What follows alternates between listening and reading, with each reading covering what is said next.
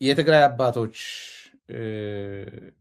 ላይ ተፈጸመ የተባለው ወደ ትግራይ ደግሞ እንሄድና የትግራይ አባቶች ላይ ተፈጽሟል የተባለው ኢትዮጵያ ሚዲያዎች እያራገቡት ያለው በአባቶች ላይ የግድያ ሙከራ ተደርገዋል።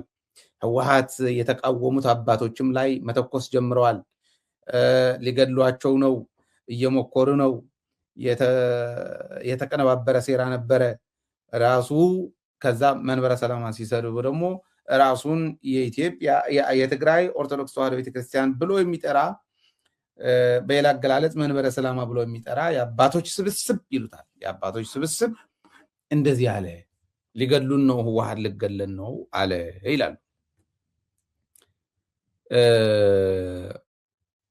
አንድ ነገር ማወቅ የሚኖሩባቸው በፈለጉት ስም ቢጠሩት መንበረ ሰላማ ተመልሶ አይገባም።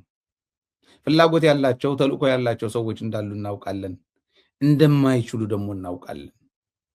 ወደ ኢትዮጵያ መመለስ እንደማይችሉ ደግሞ እናውቃለን። መሰላችሁ የህዝብ ህሊና ሙሉ በሙሉ ከዚች ሀገር ተነጥሎ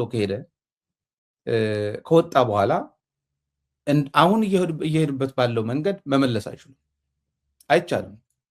ይሄ ነው ማሰብ ያቃታቸው፣ ይሄ ነው መረዳት ያቃታቸው። ስለዚህ ይህንን ተረዱት ነው እኔ ምለው። አባቶች ላይ ተሞከረ የተባለው እየተጣራ ነው። የታሰሩ 3 ሰዎች አሉ፣ የተያዙ 3 ሰዎች አሉ። ምን እንደሚሆን በተግባር እናየዋለን።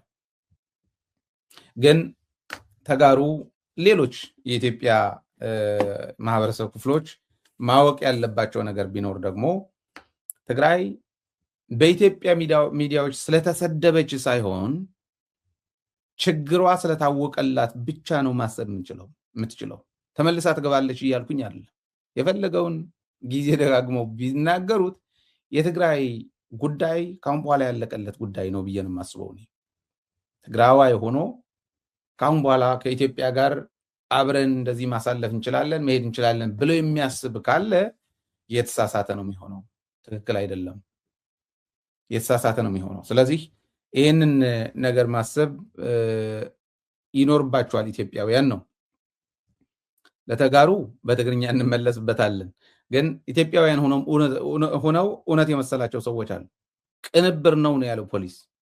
ቅንብር ነው ተጣርቶ እስኪመጣ ድረስ እንጠብቃለን።